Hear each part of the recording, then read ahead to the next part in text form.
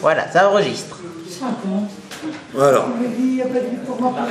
Nous sommes dans les halachot concernant le Shmirat Haguf v'Hanefesh, le fait de faire attention à son corps et à son âme. Alors, il y a une halacha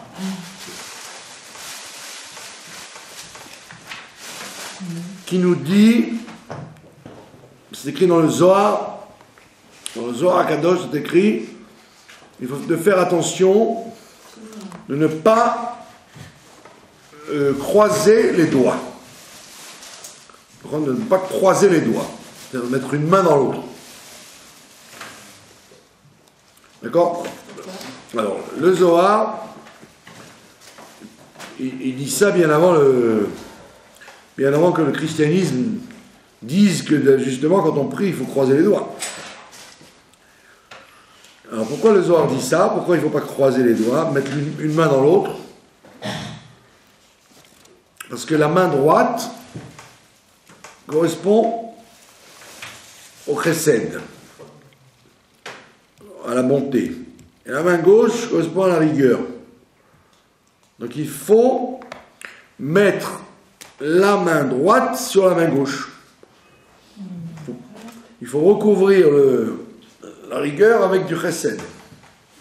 Donc il faut couvrir la main droite avec la main gauche et pas mettre une main dans l'autre. L'origine de la croix, ça vient de ça. Pourquoi la croix, c'est un symbole que le judaïsme n'a pas accepté? C'est pas parce que c'est les chrétiens qui l'ont pris, mais parce que à l'origine, justement, c'est le principe de mélanger, faire interférer le chesed avec la goura. Donc il te dit ne jamais mettre une main dans l'autre.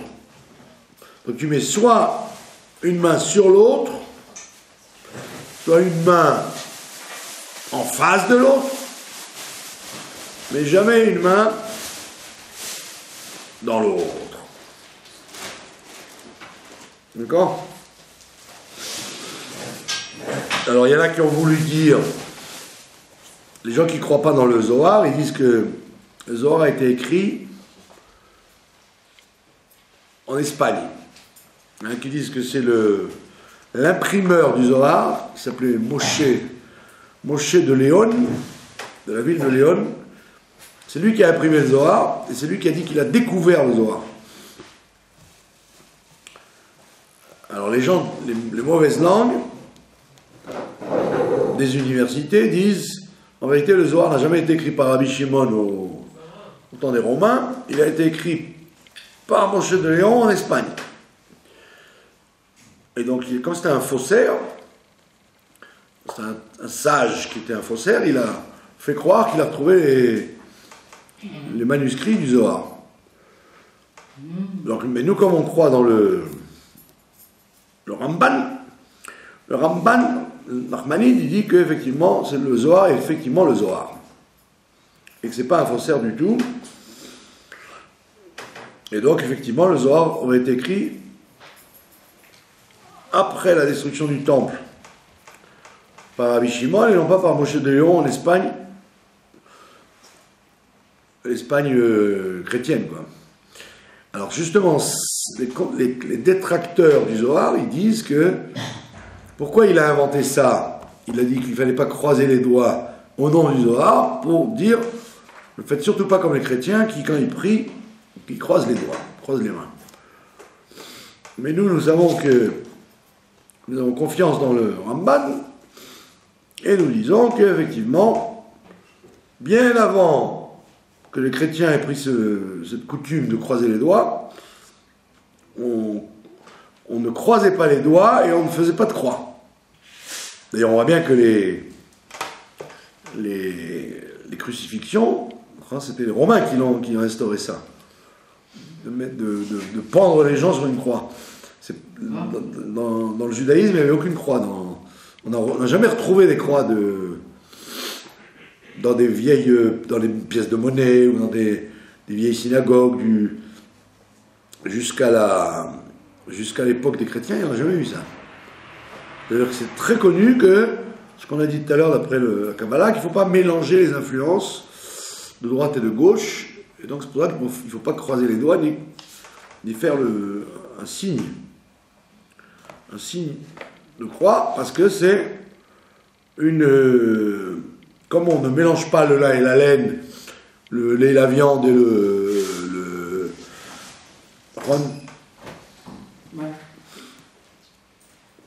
parce qu'on ne mélange pas le chesed avec la rigueur, enfin la bonté avec la rigueur, de la même façon, on ne croise pas les mains. D'accord? Voilà. Deuxième halakha. Il y a des halakhot concernant l'étude de la Torah. Alors, donc même dans l'étude de la Torah, il y a des précautions à prendre pour préserver son corps et son âme. Shmerataguf v'anefesh. Alors on te dit, quand on lit de la Torah écrite, il faut éviter de lire de la Torah écrite la nuit. C'est-à-dire tout ce qui est Torah, Nevi'im et Ketuvim quand même. Il ne faut pas lire ça la nuit. Pourquoi? Parce que la Torah écrite, comme elle est mystérieuse. La Torah écrite, elle est incompréhensible. Donc, quand on lit ça en pleine nuit, ça donne des forces aux forces superficielles, puisque c'est une chose qui n'est pas saisissable. C'est pour ça que si on veut lire de la Torah écrite la nuit, il faut expliquer ce qu'on lit. Si on lit, voilà, si on lit par exemple un commentaire avec, soit une traduction qui nous fait comprendre le texte, soit un commentaire qui nous fait comprendre les différents versets, ça on peut le faire la nuit. Parce que ça n'a plus un digne de lecture de Torah écrite, c'est un digne d'étude du Talmud. Quand vous lisez Rashi, c'est du Talmud. Ce qu'il amène le Midrash et la Gemara, etc. Donc ça devient la loi orale, ce que vous faites. Et comme dans la loi orale, quand vous lisez une Mishnah ou la Gemara ou le Midrash, il cite bien le verset qui va commenter. Alors c'est la même chose, vous lisez le verset, et quand vous lisez le Rashi avec, ou un commentaire avec, vous lisez le verset, mais vous le commentez par la suite. Maintenant, en ce qui concerne les Tehillim, par exemple, les Tehillim, on peut lire des Tehillim que s'il y a si on a un Seder, par exemple, tous les jours on lit des Tehillim, et qu'on n'a pas pu les lire en plein jour, pour une raison ou pour une autre, donc on peut les compléter la nuit, parce que ça n'a plus un digne de lecture de Torah écrite, c'est un digne de tfila. C'est comme une prière qu'on doit compléter. Après, on voit bien que toutes les tfilotes, même celles de la nuit, elles sont bourrées de Torah écrite. Mais c'est des prières, c'est pas des lectures. Et donc, si par exemple quelqu'un est malade, on veut lire pour un malade, alors, comme on précise dans sa tête que c'est pour un malade qu'on lit ça et pas pour lire du Tanakh, on a le droit de lire le Tehillim la nuit à ce moment-là, puisqu'on le fait pour un malade. Et malheureusement, il y a beaucoup d'occasions de lire des Tehillim pour un malade. Donc, tant qu'il ne s'agit pas... Alors, à part les Tehillim qui sont une fila, donc on peut dire c'est pour un malade, mais tout le reste, tout ce qui est Torah, Nevi'im, Ketuvim, on lit pas ça la nuit si on ne s'accompagne pas d'un commentaire. Maintenant, le vendredi soir, on a le droit de lire la Torah écrite, surtout si c'est la Torah écrite de la semaine. la paracha de la semaine, par exemple, ou la Haftara. Quelqu'un, il va lire la Haftara à la synagogue. Donc, s'il doit lire la Haftara, il faut mieux qu'il sache lire les mots difficiles. Nevu, au lieu de dire Nevu Radetza, écrit Nevu Radetza. Donc, il y a des mots qui changent. La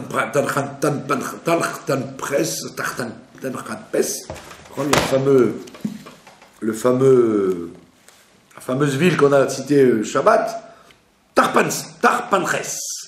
C'est une ville d'Égypte. Donc il vaut mieux préparer les mots avant pour pas faire honte au Tzibour quand on va lire le lendemain. D'accord? Donc, quand il s'agit donc du vendredi soir, on peut lire la Torah écrite, même sans explication, et pour la bonne raison que le Shabbat est au-dessus de l'emprise des forces du mal. Donc, le Shabbat, on n'est pas obligé de lire, on peut lire des versets sans avoir de lire des explications avec.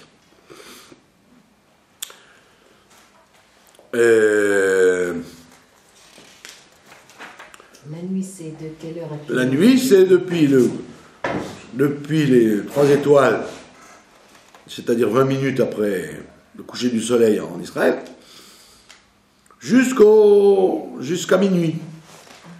Jusqu'à minuit. Après minuit, ça s'appelle pas la nuit. Ça s'appelle la montée du chesed qui commence à naître. C'est pour ça que les gens qui font tikkun chatzot, ils le font à minuit. Parce qu'ils savent qu'après minuit, la nuit s'adoucit. Donc c'est les forces de la nuit, c'est la tombée de la nuit, 3 étoiles, jusqu'à minuit. Le minuit inscrit sur les calendriers, bien évidemment, ce qui est en ce moment minuit moins quart. Et en dehors d'Israël, il faut vérifier dans les calendriers. Donc avant ce temps-là et après ce temps-là, il n'y a aucun problème. Et pourquoi au côté on peut lire les Télim? Parce que les gens, ils lisent pour des malades en général. Oui, mais c'est... Les gens qui vont là-bas, peut-être qu'ils ne connaissent pas le minag, coutume, mais en général, les gens qui lisent Télim la nuit, c'est à cause des malades qu'il peut y avoir. Et effectivement, on a toujours cette possibilité de dire je lis pour les malades, même si je ne connais pas leur nom. Je lis pour tous les malades qu'il y a dans le monde. Et le mérite d'être devant le kotel les guérira. Voilà. Deuxième halakha. Les Télim pour la Géoula, c'est Shayach aussi. C'est une prière, ouais. Dès qu'on en fait une tfila, ça marche. Faut pas en faire une lecture de curiosité, quoi.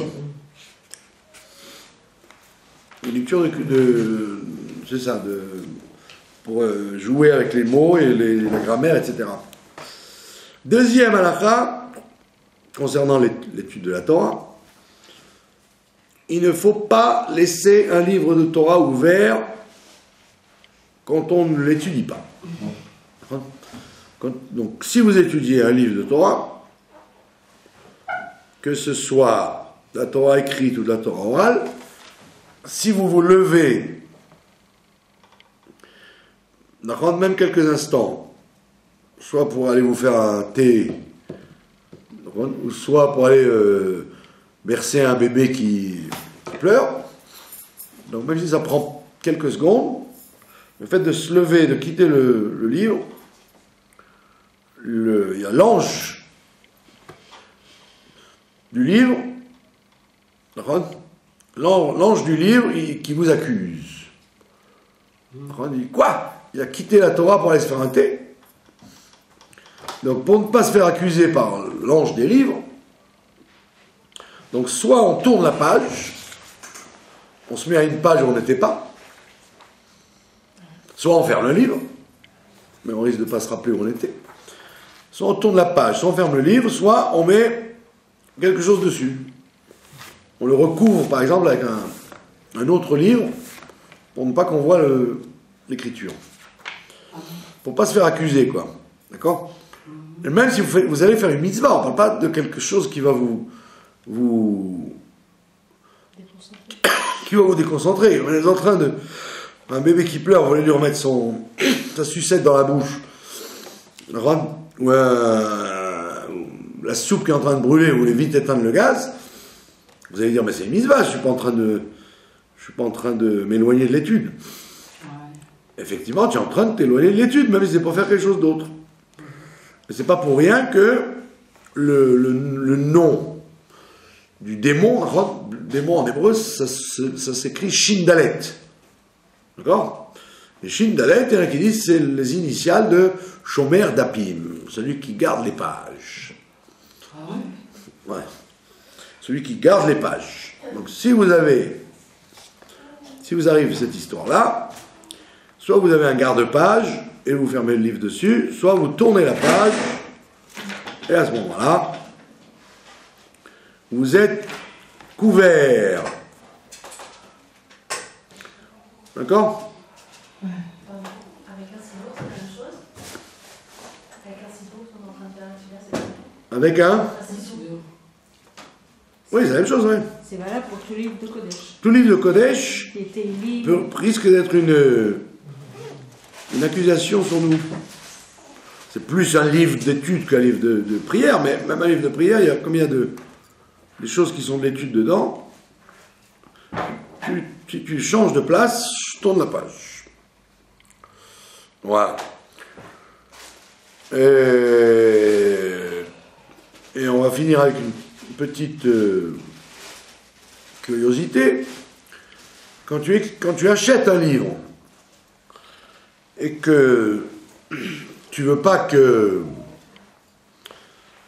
te le prenne en pensant que c'est un livre qui n'appartient à personne, alors il ne faut pas écrire sur le livre ce livre est à moi. Il ne faut pas écrire ce livre appartient à X. Avant d'écrire ça, il faut écrire les initiales, que la terre appartient à Dieu, Lamed Hevav, la Res Hashem Oumla, la terre appartient à Dieu, et comme Dieu il connaît le monde, alors tu mets ton nom maintenant. Tu mets ton nom en disant, bah, c'est vrai que la terre appartient à Dieu, mais on m'a laissé un gage jusqu'à 120 ans qui s'appelle ce livre. Donc j'ai pas envie que Réhouven prenne le livre de Shimon, donc j'écris Shimon. D'accord? Donc, il ne faut jamais écrire le nom sans avoir écrit d'abord que la terre appartient à Dieu et tout ce qu'elle contient, sinon ça a l'air de vouloir dire qu'on a quelque chose dans ce monde. Bon, on n'a rien dans ce monde. Oh là là. Il ne faut pas attendre d'être mort pour le savoir. Il vaut mieux le savoir de son vivant déjà. Voilà. C'est grave, hein?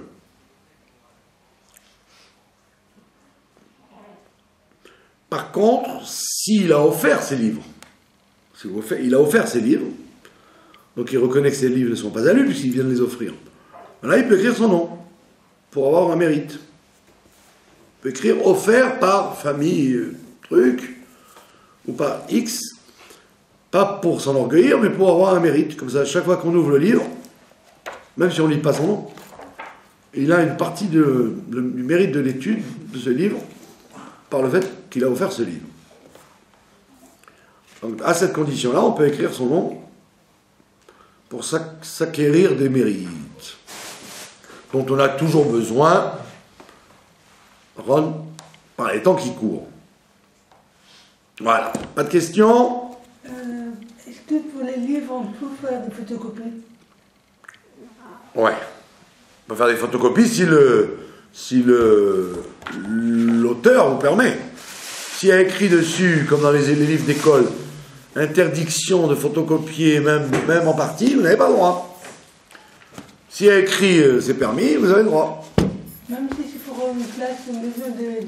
Je vous ai répondu. C'est-à-dire qu'il n'y a pas de même. Ou l'éditeur vous le permet, ou l'éditeur ne vous le permet pas. Si vous ne le permet pas, on n'a pas à désobéir à celui qui a sorti le livre. Quelles sont les initiales qu'il faut mettre? La terre appartient. Lamed et Vav. L'Aretz Hashem Umloa. La terre appartient à Dieu et tout ce qu'elle contient. C'est quand on met le Bezrat Hashem, comme ça en haut, Non. il faut mettre ça et ça. Il ne faut pas mettre Bezrat Hashem, je viens de vous dire, il faut mettre l'Hashem Aretz Umloa. C'est un cours pour faire dans les noses, les deux croissants. Je Mais vous dis que- avec l'écriture ou même avec votre point, votre stylo bille, de quelque couleur que vous vouliez, vous écrivez Lamed et Vav. Et si vous ne savez pas l'écrire, écrivez en français. La terre appartient à Dieu ainsi que tout ce qu'elle contient. Ouais, ouais. Voilà. Nous allons passer maintenant à la halakha, à la paracha de cette semaine. Pour le livre qui est position C'est écrit à la machine. dans un sac ou dans un endroit partout, est-ce qu'il y a un problème? Pas de problème, je peux le porter. Voilà. Alors, on va lire ce Shabbat la parachat Béchalach. La paracha de la mer Rouge, du passage de la mer Rouge. D'accord? Et cette paracha, ce Shabbat, on l'appelle en même temps Shabbat Shira. Le Shabbat du cantique de la mer Rouge, puisque les hommes et les femmes, après le passage de la mer, ont chanté le grand cantique que nous lisons tous les matins. Az Yashir Moshe. Ainsi chantera Moshe. Mais c'est pas là-dessus qu'on va s'arrêter. Ce soir, on va s'arrêter sur l'explication chassidique du début de la paracha. On va expliquer le début de la paracha dans le service de Dieu. Comment ça marche? Alors, il y a écrit Vayehi Béchalar Paro Etam. Voici que quand Pharaon a renvoyé le peuple, je vous signale que en hébreu, enfin, les gens se trompent. Il y a une différence entre l'ishloach et l'échaléach. Entre l'ishloach et le chaléach. L'ishloach, ça veut dire envoyer quelqu'un. En shlichut, en mission. Envoyer quelqu'un. L'échaléach, ça veut dire renvoyer quelqu'un. Le dégager. Donc il y a une différence. En français, vous avez un R devant pour faire la différence entre envoyer quelqu'un et renvoyer quelqu'un. Quand vous l'envoyez, ça veut dire que vous lui confiez une mission d'aller quelque part. Quand vous le renvoyez, ça veut dire que vous lui confiez une mission que vous ne voulez plus le voir. Vous le dégagez de ses fonctions. Alors, c'est pour ça que quand Moshe dit à Pharaon « Let my people go », je ne sais pas s'il lui a dit ça en anglais, il lui a dit en hébreu et Aaron a traduit en égyptien. Il lui a fait des gestes pour qu'il comprenne. Et il lui a dit « Shalach et ami ». Il lui dit « Shalach et ami ». Shalach et ami, ça ne veut pas dire « envoie en mission mon peuple ». On n'était pas les envoyés de Pharaon. On n'était pas des délégués de Pharaon. Shalach et ami, ça veut dire « renvoie mon peuple ». Vous avez compris? Donc il ne faut pas se tromper quand vous avez la racine shin, lamet, chet. Il faut savoir s'il s'agit de l'ishloach ou l'échaléach. L'ishloach, ça veut dire envoyer un paquet, une mission à quelqu'un. Et l'échaléach, ça veut dire renvoyer. Or ici, c'est la paracha d'ici, elle nous dit la même chose. Vayehi Béchalar Paro Etam. Voici que quand Pharaon a renvoyé le peuple, qu'est-ce qui se passe? Il y a écrit Velo Nacham Elokim Derer Eretz Plishtim. Dieu n'a pas Nacham, c'est la shon le Anchot. Pas Nacham, la shon, avoir pitié. Nechama, consoler. Mais Nacham, ça veut dire Incha otam, il ne les a pas dirigés. Un manché en hébreu moderne, c'est un conférencier, quelqu'un qui dirige un débat. Manché, d'accord, un présentateur d'un débat. Donc, velo nacham, Dieu ne les a pas dirigés. Derech Eretz Plishtim, sur la route qui menait à Gaza, à la terre des Philistins, Kikarov, ou bien qu'elle soit très proche. Donc on peut voir la carte. Vous voyez sur la carte, ils sortent de Goshen. Vous voyez le delta du Nil, avec la région d'Assouan, là où il y a le barrage aujourd'hui d'Assouan. Vous avez le delta du Nil, vous avez Goshen. Et donc il suffisait de sortir d'Égypte, de longer la côte, et par là où les Philistins habitent, là aujourd'hui c'est ceux qu'on prétend appeler les Palestiniens, qui n'existent pas, qui ont repris le même nom que les Philistins, c'est-à-dire le territoire de Gaza. Donc vous allez à pied en longeant la côte, et ça y est, vous vous retrouvez en Israël. Au lieu de ça, vous voyez que Dieu n'a pas voulu qu'ils passent par là, il les a fait descendre vers le sud, et c'est là-bas, c'est pour ça qu'ils se sont retrouvés devant la mer. Vous avez compris l'astuce. Donc au lieu de sortir de Goshen et d'aller en longeant la côte, surtout qu'en plus on était au mois de Nissan, donc la mer est calme, le ciel est bleu, ça aurait été très agréable pour eux de longer la côte et se retrouver en Israël en quelques jours. D'accord ? Il dit non, il les a fait descendre vers le sud, et donc ils se sont retrouvés devant la mer, et c'est pour ça que Pharaon a dit ils se sont trompés de route, au lieu d'aller vers le nord, ils ont été vers le sud. Et c'était quoi là en bas? Pardon? Il y a la mer Rouge en bas. Il y a la mer Rouge ici. Mais c'est quoi le code pays ça? C'est l'Égypte. C'est le Sinaï. Et ça c'est le Sinaï. Encore ils sont partis là? Donc ils sont descendus vers le sud, et ils ont traversé la mer Rouge, par ici. Mais Kitso, Pourquoi Dans il fait quel ça? but? Pourquoi ils sont revenus en Égypte alors? donc il dit, Dieu n'a pas voulu les laisser, les conduire par la route des Philistins, Kikarov, ou bien qu'elle soit courte, qu'elle soit plus courte. Pourquoi? Ki amar Elohim, parce que Dieu a dit, Pen inachem aham, de peur que le peuple, inachem, ça veut dire se rétracte. D'accord? Il y a écrit, ils se sont rétractés. Pen inachem aham, de peur que le peuple se rétracte, qui regrette, ça veut dire qu'il regrette d'être sorti d'Égypte. Birotam milchama, quand ils vont voir la guerre, Veshavu mitzrayma, et qui voudront retourner en Égypte. Donc vous avez compris, au niveau du pshat, c'était une raison tout à fait stratégique.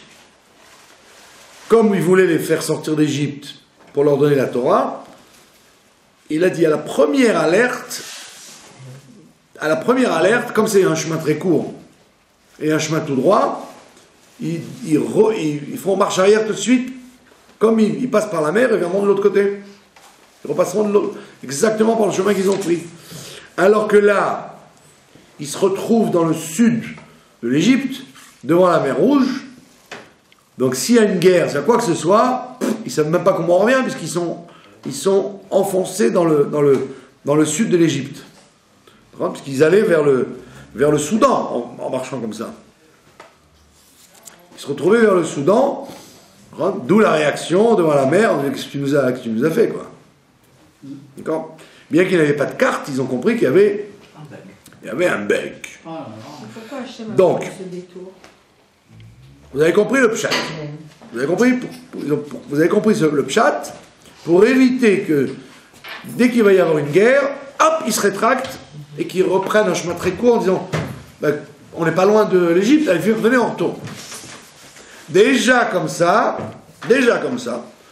avec toutes ces précautions, même quand ils étaient dans le désert du Sinaï pendant 40 ans, comme on dit en hébreu, Kol Sheni Vachamishi, tous les lundis et les jeudis, ils disaient allez, venez, on retourne en Égypte.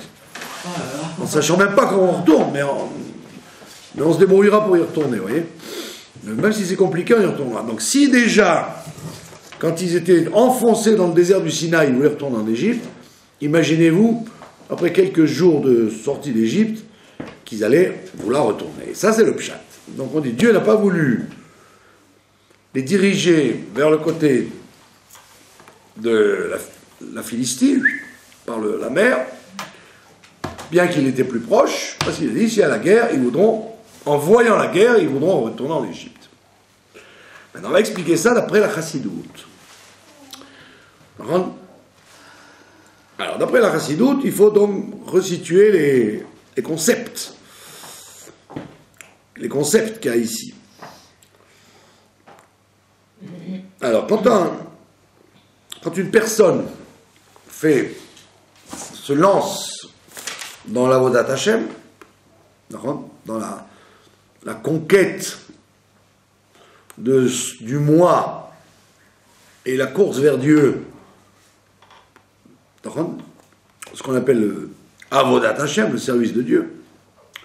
Alors qu'est-ce qu'il fait? D'abord, il sort d'Égypte, c'est-à-dire il sort de ses habitudes habituelles, ses habitudes classiques, ce qu'on appelle en Chassidut, Metzarim de Klippa, c'est-à-dire les étroitesses, les comportements étriqués qu'on a dans le système des forces du mal.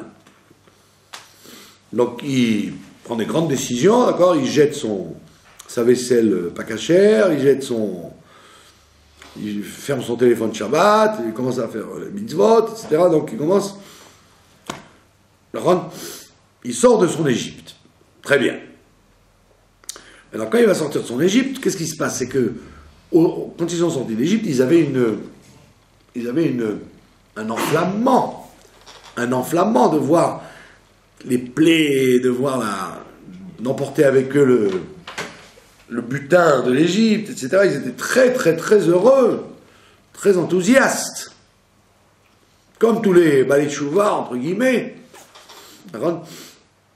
J'appelle ça des balais de chouva parce que c'est le terme qu'on leur donne. En réalité, ils ne sont pas encore balais de chouva. Comme je me plais à le répéter, je le répéterai encore ce soir, c'est pas parce qu'il y a eu un retour aux sources et à la tradition depuis les années 70 qu'il y a eu un retour à Dieu, qu'il y a eu un retour à la tchouva. La tchouva, c'est une autre paire de manches. Revenir, rencontrer à nouveau les sources d'où on vient, très bien. Welcome to the club. Bienvenue. Mais c'est pas pour autant que tu as commencé à faire ton parcours personnel de teshuva, de retourner à Dieu dans la pensée, dans la parole et dans les actions. Donc c'est pour ça qu'il ne faut pas confondre retour aux sources et teshuva. Donc la personne en question, elle sort d'Égypte. Maintenant, qu'est-ce qui va se passer? C'est que quand on sort d'Égypte, on a le sentiment que la joie de quitter un monde et rentrer dans un autre monde, c'est une joie qui est évidente. Ah, je découvre le Shabbat maintenant, c'est vraiment autre chose le Shabbat que ceux qui ne font pas Shabbat.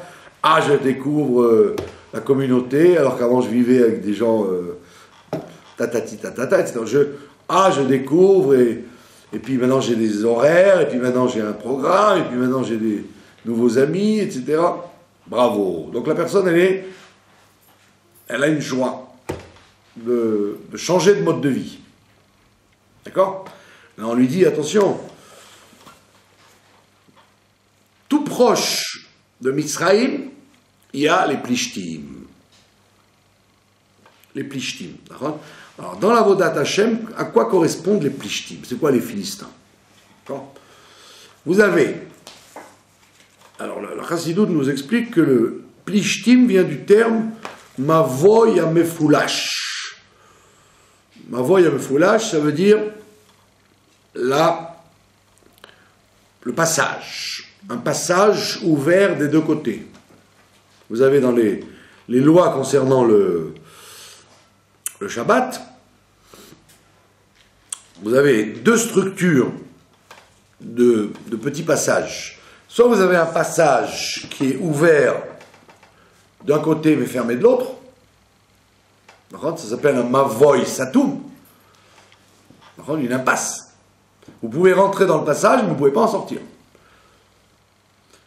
Ou alors vous avez le mavoy amefulash. Vous avez le passage ouvert des deux côtés. Donc, mavoy amefulash, ouvert des deux côtés, c'est-à-dire que les plishtim, ça correspond dans la psychologie humaine à prendre tout à la rigolade, rigoler de tout, croire que tout est facile, rigoler avec toute situation. Ça s'appelle les plishtim. D'ailleurs, on le voit dans le Tanakh. Chaque fois qu'il y a une rencontre avec les plishtim, que ce soit avec Shimshon, Samson, ou chaque fois qu'on rencontre des plishtim, on voit que ce sont des gens qui n'ont pas de règles. Pour ça que Yitzhak a vu que quand il arrive chez les plishtim, on lui dit « C'est ta femme ?» C'est quoi? Il dit « Non, c'est ma sœur. » Il a dit, mais vous avez vu ça que tu arrives à la douane, on te demande si c'est ta femme ou ta soeur, qu'est-ce que ça peut te faire? Donc c'est des gens qui n'ont pas de règles, qui peuvent tout prendre à la légère. Les Égyptiens n'ont pas la même chose. Les plishtim. Oui, mais c'est pour ça que Rashi vous dit que Pharaon, il est resté un peu là-bas, Abraham, mais après seulement il est parti, alors qu'Avimelech, il a dit vite, va-t'en d'ici, vite. Parce qu'ici, ils sont plus dangereux, les plishtim sont plus dangereux que les Égyptiens.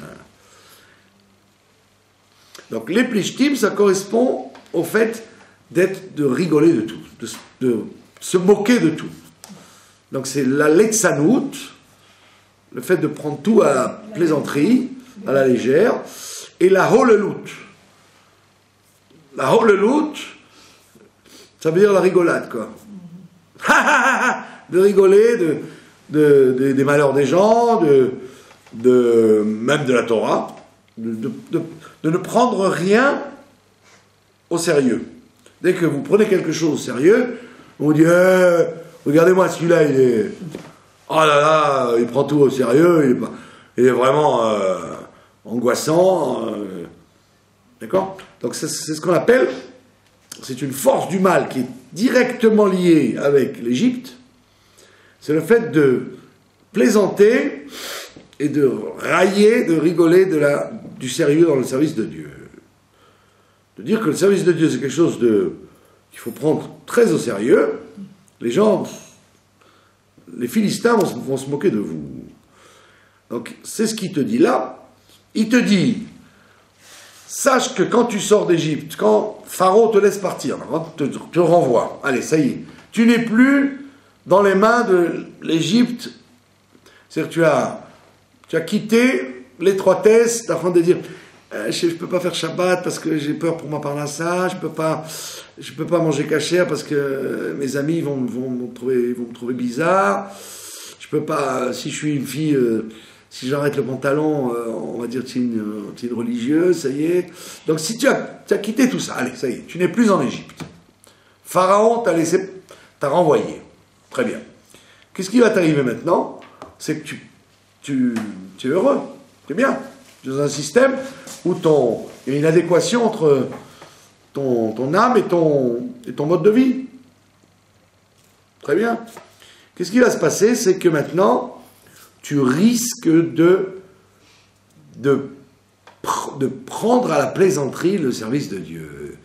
Parce qu'au début, quand tu as fait le service de Dieu, tu as fait ton Corban Pessah, tu as fait ce qu'on t'a demandé de prendre les affaires en or et en argent des voisines, tu as tout fait comme il faut, parce qu'au début c'était action, c'est intéressant, de changer de cacheroux, de changer changer de magasin, très bien, très intéressant au début. Mais quand le matin, le rabbin il va te regarder de travers parce que tu es arrivé en retard, oh là là, ça y est, il m'angoisse lui.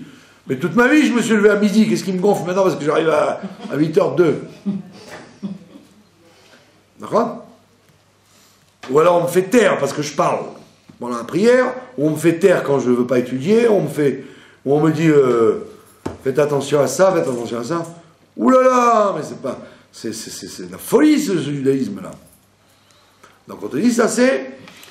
Tu as commencé à croire que la joie de servir Dieu, ça veut dire je fais ce que je veux, quoi. Je fais exactement ce que je veux. Tout me... Rien n'a d'importance. Plishtim. En plus, je vous donne une petite parenthèse. C'est que, étant donné que jusqu'à nouvel ordre, on n'a pas réglé le problème palestinien avec nous. Ça veut dire que c'est probablement ce défaut-là qui suit le peuple juif. Ah ouais. Puisque, comme par hasard, on les appelle et eux, ils s'appellent eux-mêmes les Plishtim. Palestine, c'est Plishtim. Et on le voit sur les cartes et tout, on commence à rentrer là-dedans en s'inscrivant en tant que Palestinien Plishtim. Et ils le disent d'ailleurs carrément, mais on était là avant vous, les Plishtim. Des inventions modernes, mais en vérité qui doivent nous allumer une petite lumière. En disant, c'est quand même intéressant qu'ils aient choisi justement ce mot-là, Plishtim. Ça veut dire que dans l'atmosphère générale, il y a la moquerie au sérieux. Voilà. Que dès que quelque chose est sérieux, ah non, ça m'intéresse pas, moi, je veux pas un judaïsme trop angoissant, je veux être cool. Cool, ça veut dire que je veux faire ce que je veux, quoi. Laisse-moi tranquille, je fais les mitzvot, et j'ai les horaires que je veux, et je rigole quand je veux, et je rigole de qui je veux, et quand je dis la shonara, c'est pas si grave que ça, laisse-moi tranquille. Il y a des choses plus graves. Ah, je vais te faire la guerre parce que tu as acheté le Hercher que je mange pas, bien qu'aucune différence, peut-être que celui que tu manges pas, il est plus caché que ce que tu manges. Mais quand tu vas dire des âneries sur X ou Y, ou tu vas lire des journaux religieux ou des radios religieuses où il y a de la mauvaise langue à longueur de journée, ça va pas te déranger. Ça va pas te déranger, puisque tout le monde le fait. Donc le derrière de Plishtim, je ne vous ai pas dit qu'il faut aller vers le talibanisme, au contraire, le talibanisme il est venu en réaction justement d'une trop grande permissivité, c'est ça, de dire allez, il y a trop de... C'est marrant, moi je trouve dans l'irrespect de règles fondamentales, du respect de l'autre. Moi j'ai l'impression que c'est le contraire, quoi. Que ceux d'Afka qui sont dans la tchouva, ils sont très... ils ont perdu complètement leur côté... on parle de ce phénomène-là. Maintenant, vous parlez d'un autre phénomène, ça ne veut pas dire que c'est faux, ce que vous dites, vous. Apparemment, il y a plusieurs chemins. Il y a le chemin de Pélishtim, mais il y a le sud Alors, il te dit, Dieu ne veut pas te faire passer par le chemin des Plishtim, d'accord? Kikarou, bien qu'il soit plus proche. Ça veut dire que tu aurais pu dire, bon allez hop, on fait abstraction. D'accord? L'essentiel c'est d'arriver, comme on l'a déjà expliqué 1 million de fois, la force la plus grande de l'être humain, on l'a dit 3000 fois, c'est la volonté et le plaisir. D'accord? Ratson beta'anoug. Cette idée, quand vous la dites dans les milieux lituaniens, on vous fait Jésus, Marie, Joseph. Comment peux-tu parler comme ça de Ratson et Ta'anoug? L'homme est venu sur terre pour en baver, pour porter son chemin de croix. Alors, la Kabbalah et la Chassidut vous disent non, pas du tout. L'être humain, il est venu pour le kiff. C'est pas pour rien d'ailleurs que Béchalaf tombe en général à l'époque de Tou Bishvat, où en fait le principe des fruits, c'est-à-dire le principe de ce qui n'est pas indispensable. Le plaisir de manger un papaye ou un fruit bleu, vert, jaune, exotique, c'est pas indispensable, c'est rien que pour le plaisir des yeux et le plaisir du goût. Donc le sujet de tout Bishvat, le principe que l'homme est venu sur terre pour le kiff. Pourquoi il est obligé d'avoir des rigueurs sur lui? Parce que M. Adam Arishon nous a empêché ce kiff. Il a justement voulu avoir ce plaisir trop tôt, et donc maintenant on te dit, maintenant tu es obligé de passer par des rigueurs. On est obligé de te mettre une vie rigoureuse. Tu ne peux pas avoir le ta'anoug, le plaisir du service de Dieu, d'un coup. Donc tu aurais pu dire, puisque ce monsieur-là est de bonne humeur, le but de la vie c'est d'être de bonne humeur. Le but c'est de voir la vie en rose. Et de kiffer, d'avoir un plaisir des choses. Ah ben alors, qu'est-ce que ça peut faire qu'au milieu, il garde cette bonne humeur de faire ce qu'il veut? Pourquoi tu lui coupes entre-temps cet entrain qu'il a eu?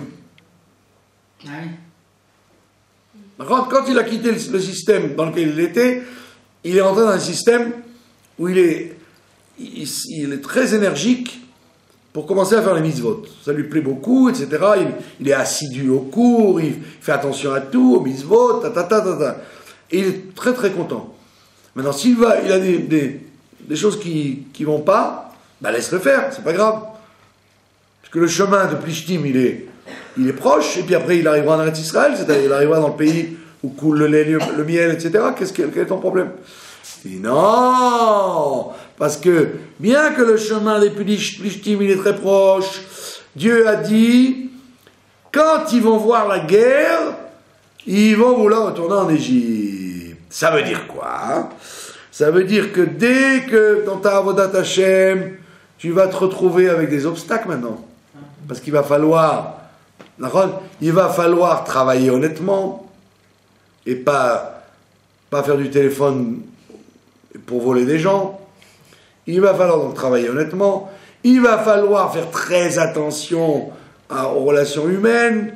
Il va falloir faire très attention avec les parents, les enfants, les voisins. Il y a mille et une choses sur lesquelles il faut faire attention. Donc tu vas te retrouver, Mirotam Milchama, tu vas voir qu'il y a la guerre maintenant, il faut faire la guerre. La guerre avec toi-même. Parce que tes mauvaises midot, ton mauvais caractère, les choses que tu as laissées en plan, tant que tu étais en Égypte, dans ta psychologie d'avant, elles vont remonter à la surface pour que tu les travailles, pour que tu les répares.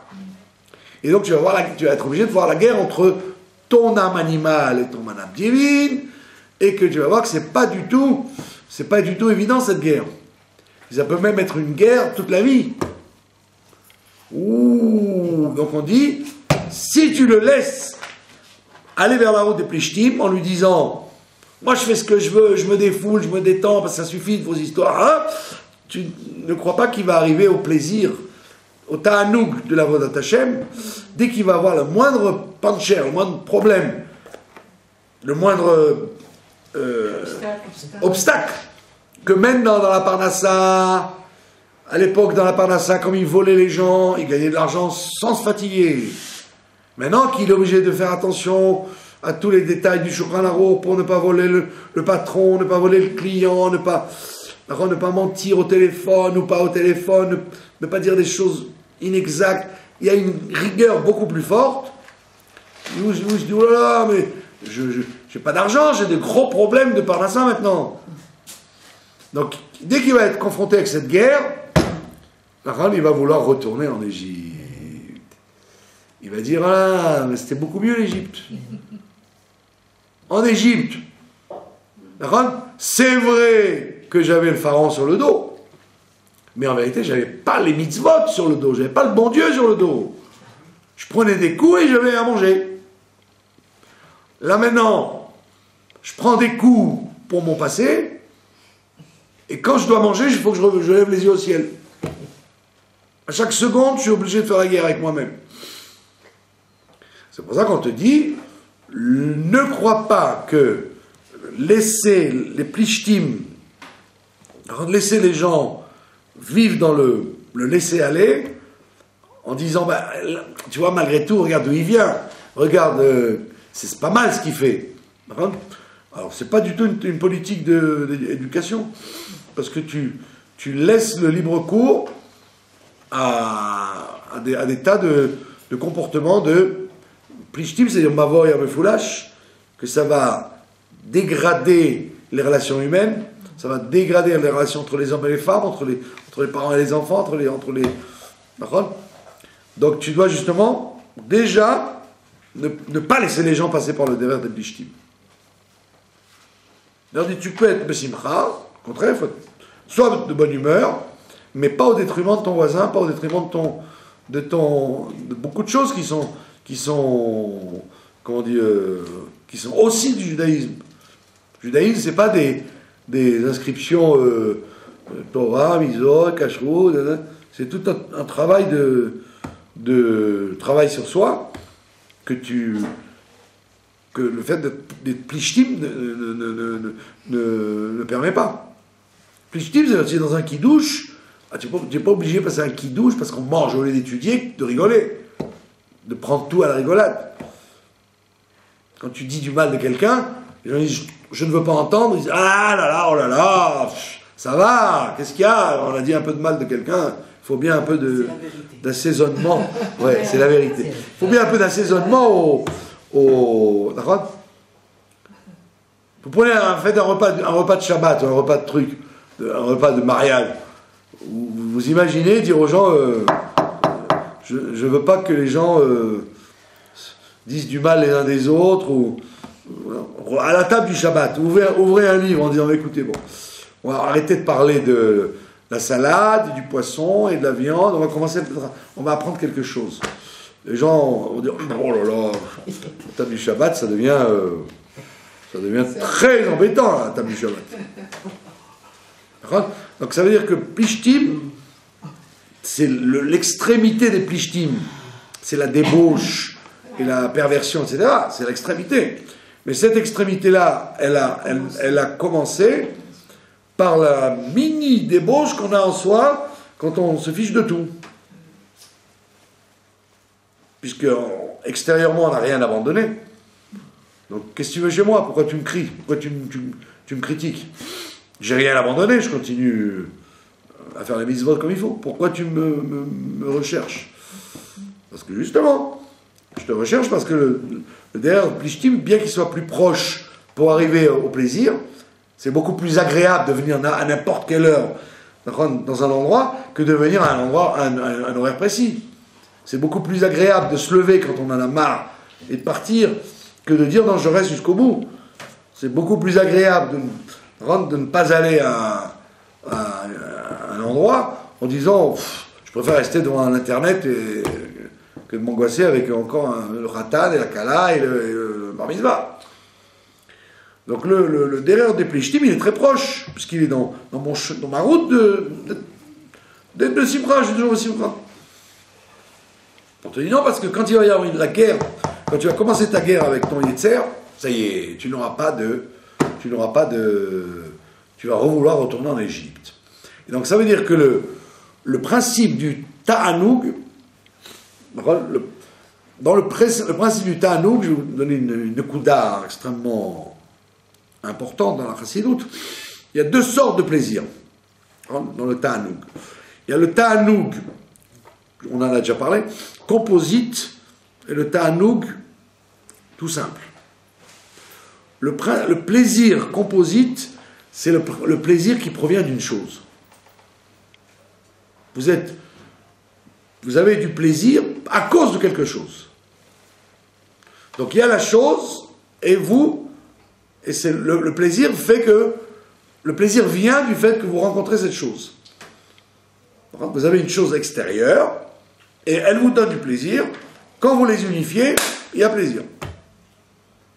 Que ce soit la nourriture, le monde, les loisirs, tout ce que vous voulez, c'est un plaisir composite. Il ne peut exister que s'il y a la chose en face.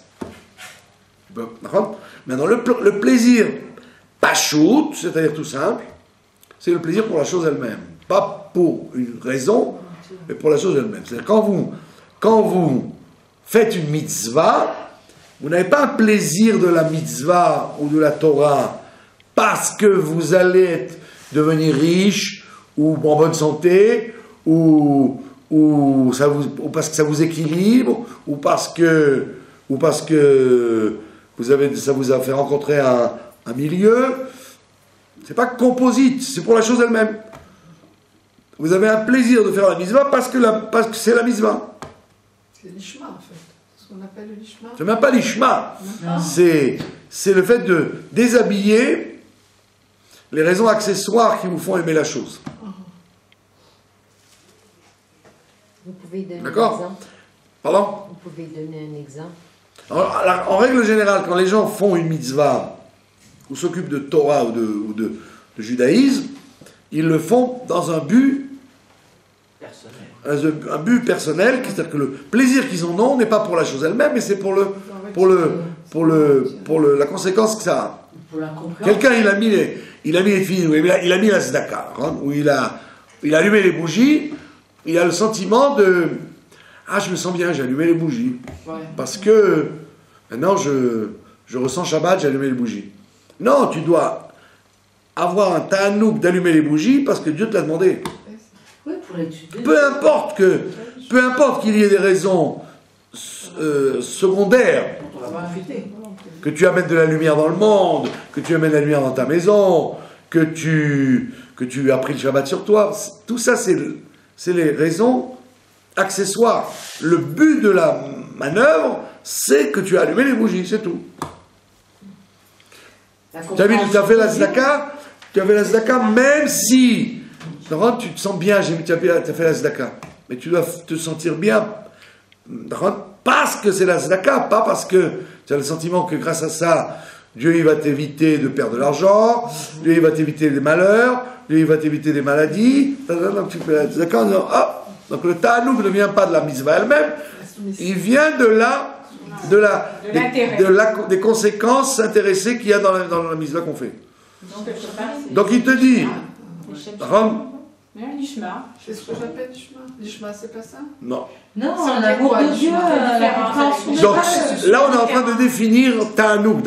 Ne commencez pas à m'introduire d'autres notions qui vous plaisent à vous.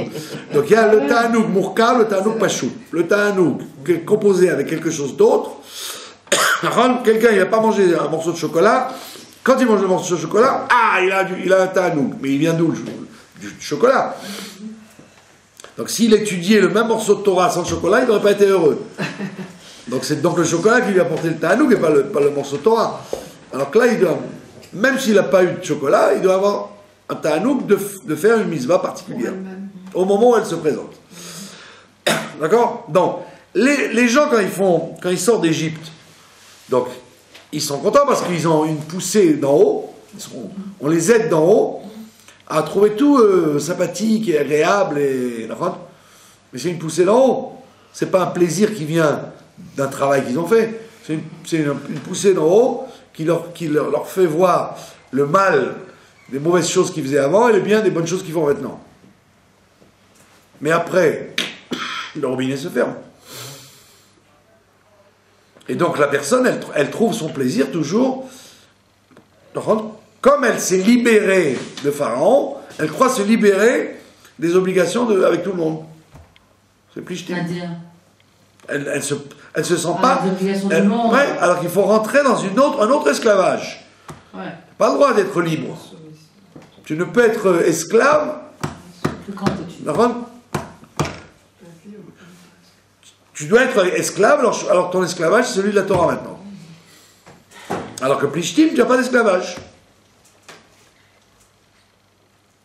Et donc, si tu éduques les gens à Plishtim, tu n'auras jamais le vrai plaisir qui n'est pas composite, le plaisir simple de la Torah et des mitzvot, parce que tu as toujours habitué les gens à avoir un ta'anouk qui était motivé par une réussite sur quelque chose, ou un abandon de quelque chose, ou un changement de société, ou d'état. Tu étais comme ça, tu es comme ça maintenant, donc tu te sens bien parce que c'est nouveau. Comme quelqu'un, il a une nouvelle maison, il a un nouveau fauteuil, un nouveau une nouvelle robe, c'est la chose qui a provoqué son plaisir. Enlève-lui ça, il n'a aucun ta'anouk dans la Avodat Hashem. C'est embêtant. C'est-à-dire qu'à longueur de journée, les gens, ils se croient... Quand ils font Avodat Hashem, ça les fait suer. Quand ils font des choses uniquement toraniques, ça les embête. Donc, comme ça les embête, ils se rattrapent sur des ta'anougim extérieurs. Permis, bien sûr que oui, permis. Ah, il y a un problème, il y a un vice de forme. Il ne met pas son plaisir là-dedans. Pourquoi? Parce que plishtim. Parce qu'il a trop tendance à tout mépriser, à droite et à gauche. Donc c'est pour ça qu'on dit que le vrai plaisir du service de Dieu, il doit arriver justement à déshabiller toutes les choses qui l'accompagnent et qui doivent être pour lui-même. Ne croyez pas que c'est une darga d'Ishma, l'Ishma c'est un degré qu'on n'arrive pas à comprendre, ça veut dire qu'on n'existe plus. L'Ishma c'est qu'on n'existe plus. Là on ne parle pas de ne plus exister, on parle d'être justement comme les gens qui goûtent. Les gens qui goûtent. Vous goûtez quelque chose, vous goûtez la chose elle-même. Alors que très souvent les gens ils goûtent un vin, mais ils sont en train de manger du steak avec. Donc ils sont déjà sur un autre plaisir alors qu'ils sont en train d'en pratiquer un. Donc aimer la chose elle-même pour elle-même. C'est pas l'Ishma. C'est pas lui il n'a pas encore changé.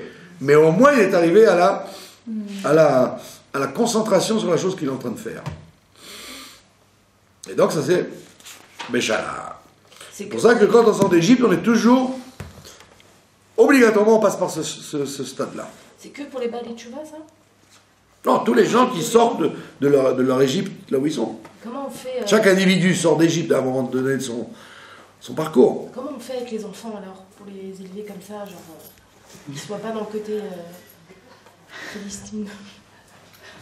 Justement, comme le Rambam vous dit, que les enfants, étant donné qu'ils sont incapables, ils n'ont pas assez de da'at, de conscience, pour arriver à cette madriga, donc vous devez aider avec un plaisir mourkave.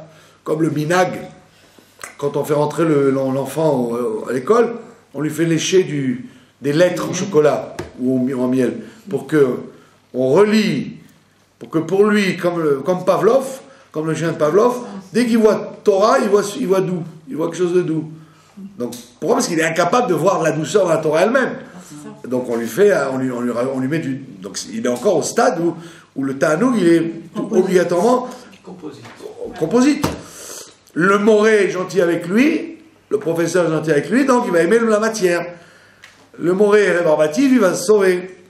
Donc il est incapable de faire la chose pour elle-même. Maintenant, après, quand on devient plus adulte, quand on est plus adulte, que le livre soit bien imprimé, ou que le thème soit intéressant, ou qu'il pleuve ou qu'il vente, je serai à l'heure, je ferai la chose quand même, parce que je suis arrivé à la madrega, si on peut dire, au niveau où je trouve mon plaisir dans le fait que Dieu l'a demandé, c'est tout. Et en vérité, c'est quelque chose de très profond, parce que la victoire sur soi, elle est beaucoup plus grande. C'est un vrai plaisir. Non, c'est ça dépend des neshamot. Il y a des gens pour qui ce sera plus facile et d'autres. Mais évidemment, comme dans tout. Ouais. Mais il faut habituer les gens à penser que ce qui est difficile, c'est l'application. Ce qui est difficile, de ne pas être plishtim. Ce qui est difficile, c'est forcément plus agréable en fin de parcours que ce qui est facile. Et ça, il faut prendre l'habitude dès qu'on est petit. Finalement, c'est pas pour rien que le chemin est plus court. Voilà, c'est pour ça que, exactement. Le chemin est plus court, mais en vérité, vous n'arrivez à rien. Le chemin est plishtim, parce que dès que la guerre se présente, je dis, avant je retourne en Égypte, j'ai pas envie d'affronter ça. Voilà, donc si Dieu veut, nous n'allons pas passer par le chemin des plishtim, mais nous allons rentrer en Eretz Israël, après 2 millions de galoutes. On en a fait du chemin, et donc maintenant, on va bénéficier Le fait qu'ils soient passés du devant plaisir de servir Dieu le fait qu'ils soient passés- avec le troisième Beth Amikdash. Le fait qu'ils soient passés avant la mer